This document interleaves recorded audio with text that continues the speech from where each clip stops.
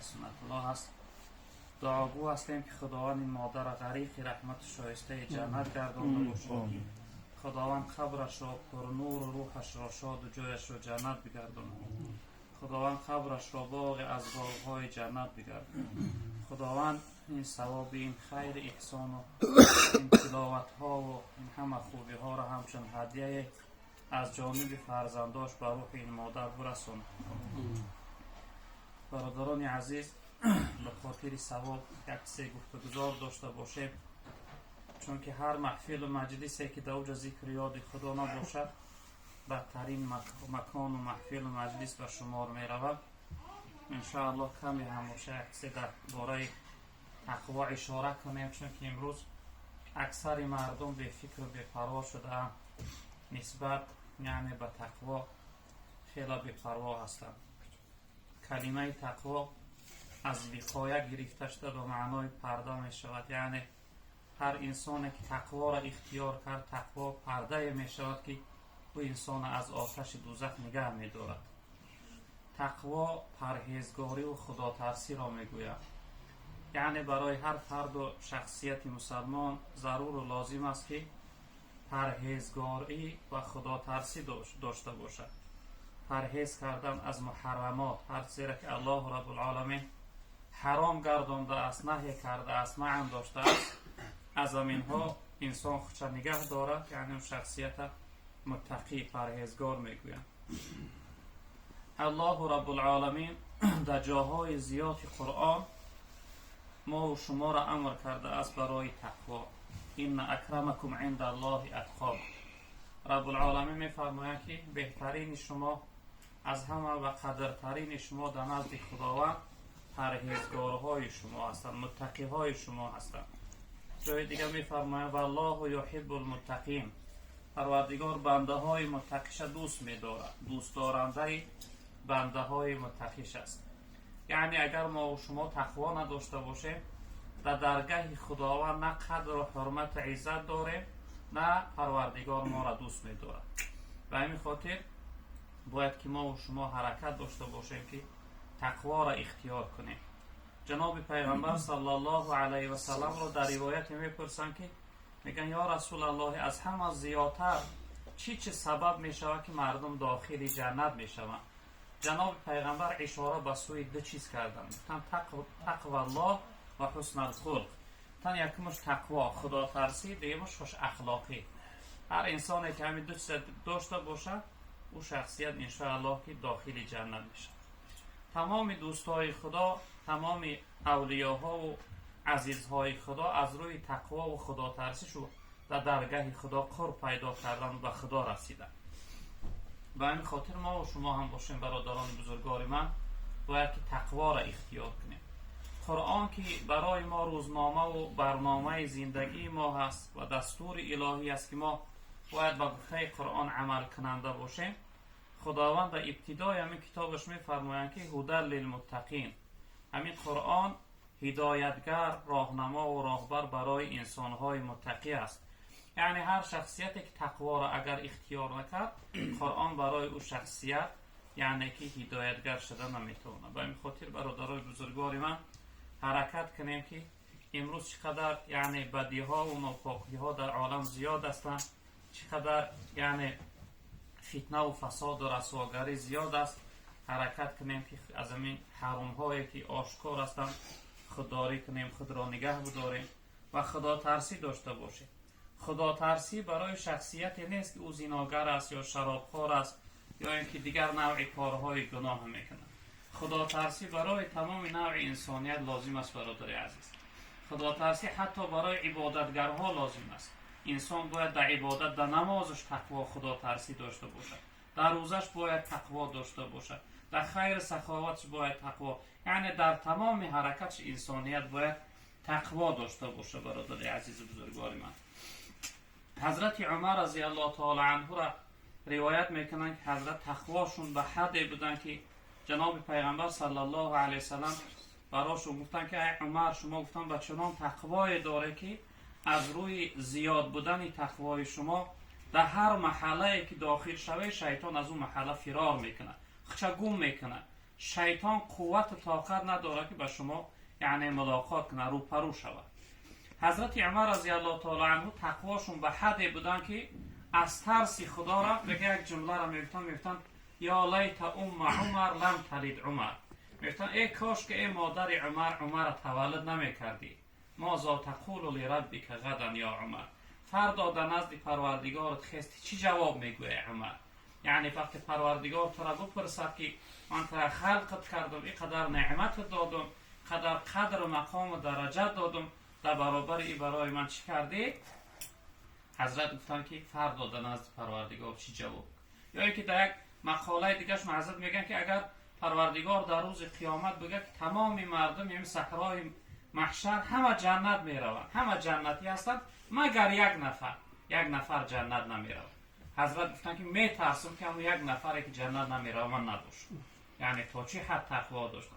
حضرت ابوبکر صدیق رضی الله تعالی عنه این چنین میگفتن که اگر پروردگار یک پای من داخل جنت کنه، پای دیگرم از جنت بیرون باشه، از مکر پروردگار امین نیست. میترسم که پروردگار امر نکنه که ابوبکر بگردونه، یعنی بگردونه و بیرونش کنه.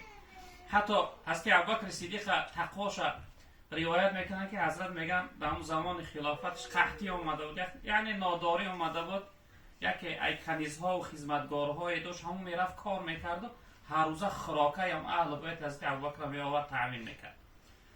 یک چند روز رفت میگه جای کار نیافت، یگانجا کار کرده و یعنی خوراکه آورده نتوانست. بعد روز رفت میگه چند یعنی نان آورد یا کسی طعام آورد. حضرت ابوبکر میگه از حد گرسنه زیاد بودن، یک ناله گرفتن، یک لقمه گرفتن میگه خوردن. بعد از اون میگه در فکرشون زد، اون خدمتگارش کنیزش فریاد کرد گو که آیا تو را از کجا آوردی؟ او کنیز گو حضرت گو من در زمان جاهلیت پیش اسلام یک عادت فالبینی داشتم، مردم فالبینی میکردم، یک انسان فال دیده بودم همون مزد کاری من نداده بود. امروز که زورم آمده دیگه در یکانجا کار کرده و یعنی مزد پیدا کرده نتونستم طعام بیارم و سر همون انسان رفتم همون حق کاری مداد و در همون پول یعنی همین نان خریدم آورد. وقتی حضرت ابوبکر میگه فهمیدن که همین پولشون همین چیزشون از راه ناپاک است، حضرت میگه انگشت در حلقشون فرو بردن، چقدر خود را مجبور کردن یعنی همون لقمه را بیرون کردن نتوانستن. و حالت رسمی میگه از حد زیاد آب نوشیدن، آب زیاد خوردن، بعد از اون خود را مجبور کردن همراهی آب همون لقمه را از درونشو بیرون کردن، لقمه ناپاک. شخصیت دنسشو بودن حضرت گفتن قریب ما که با برآوردن این لقمه جانت میبرآمد.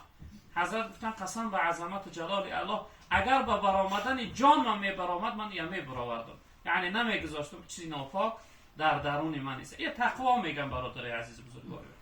و این خاطر باید که ما و شما هم همین تقوا و همین چیزا داشته باشیم. این چنین حضرت عمر رضی الله تعالی عنه را روایت میکنن که در دور جناب پیامبر صلی الله علیه و سلم یکی از اهل اصحاب یعنی شخصیتی بود که میگه جناب پیامبر صلی الله علیه و سلم هم منافقهای دورش نامبر کرده بود. او شخصیت یعنی که نامنویش کرده بود. همون دفتر در نزد همون شخصیت سیر همچون سیری جناب پیامبر مونده بود. جناب پیامبر برای تاکید کرد که یعنی که همین را آشکار نمیکنی، غیر من خودت دیگه انسان ها باید ندونن. حضرت عمر از این چیز خبردار شد، بارها میگه نزد او شخصیت رفت که همون دفتری که نامهای منافقان هستن همون برای من نشون بده. او شخصیت یعنی که براش نشون نداد. وقتی جناب پیغمبر وفات کرد دور حضرت ابوبکر گذشت، در زمان خلافت حضرت عمر رضی الله تعالی عنه میگه فریاد کرد گوی فلانی گو اگر همون دفتر برای من نشون ندی گفت از جناب پیغمبر یا علم میدانی، من در قیامت در بالای تو دعواگر میشم که تو کتمان علم کرده، علم پیغمبر میدونست تو برای ما آشکار نکرد. حضرت عمر میگه وقتی چنین براش گفت دیگه ناچار ماند. بعد از اون دفتر در دستش داد، حضرت عمر میگه دفتر کشید، از همون سر دفتر نامها را یک به یک میگه تا پایان خوند. وقتی همه نامها را خوند میگه حضرت بعد از اون آبهای دیدش روان شدن، گریان شده گو الحمدلله رب العالمین. گفتن حضرت برای چی الحمد گفتی؟ گو من تا امروز میترسیدم که جناب پیامبر نام من در قطار نام منافقان ننوشته باشه. از ترس همین را من نمیخواستم او را ببینم، اما میترسیدم که مبادا که جناب پیامبر صلی الله علیه و آله نام من در قطار همونها ننوشته باشه. یعنی که چقدر تقوا داشتن، چقدر خدا ترسی داشتن.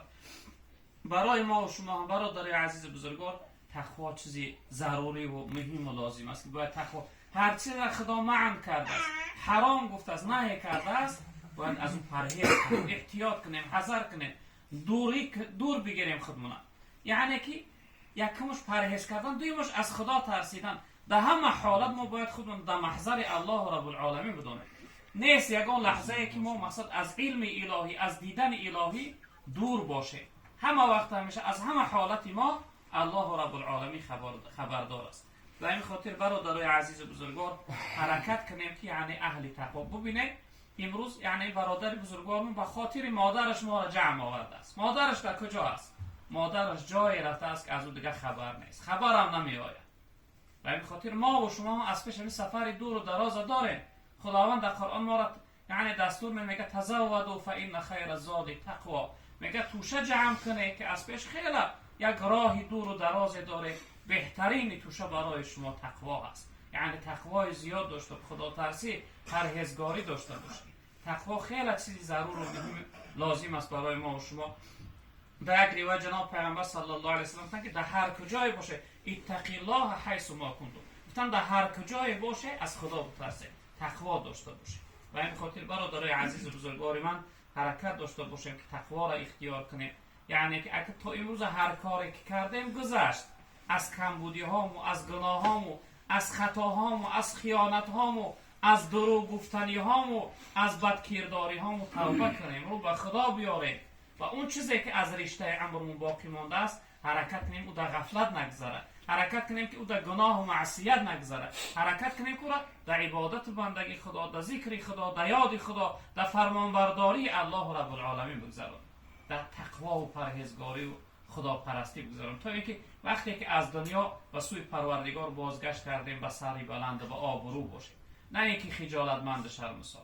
حتما بخواهیم نخواهیم برادر عزیز یه روز از دنیا می روید. آخر این زندگانی مردن است، آبروی نزد مولا بردن است. آخر به نزد پروردگار با آبرو رفتن است. مسلمان بودن تو کی بکار است، مسلمان مردن اینجا اعتبار است. مسلمان مردن اعتبار برای انسان یعنی چیزی ضرور و لازم است. مسلمان یعنی خالی از گناه، پاکیزه از گناه، از دنیا رفتن برای انسان شرط و مهم ضرور است. با این خاطر برادران عزیز و بزرگوار من حرکت کنیم، اهل تقوا باشیم، خدا ترسی داشته باشیم، احتیاط کاری داشته باشیم، پرهیزگاری داشته باشیم، تا اینکه هم دنیا هم آخرتمون آباد شود. خداوند بزرگوار این مادر مرحوممون رحمت و مغفرت بگردانه، پروردگار ثواب این امر معروف و نهی منکر خیر احسان بر روح این مادر مرحوممون برسون. پروردگار قبرش باغی از باغ‌های جنت بگردان. پروردگار روحش از اهل بیتش خرسند شاد و راضی بگردان. پروردگار برادر بزرگوار ما را همراه اهل بیتشون وقت سعادت دنیا و آخرت نصیب بگردان. در کسب کارش و برکت ها عطا بفرما، مشکلی هاشون آسان بگردان. پروردگار هر چیزی که رضای خودت است برای جمعیت ما نصیب بگردان. از قهر غضب ما را در حفظ امان و نگه دار. پروردگار ما را اهل تقوا بگردان. پروردگار خاتممون به خیر بگردان. و صلی الله تعالی علی خیر خلقه مولانا محمد و آله و اصحابه اجمعین.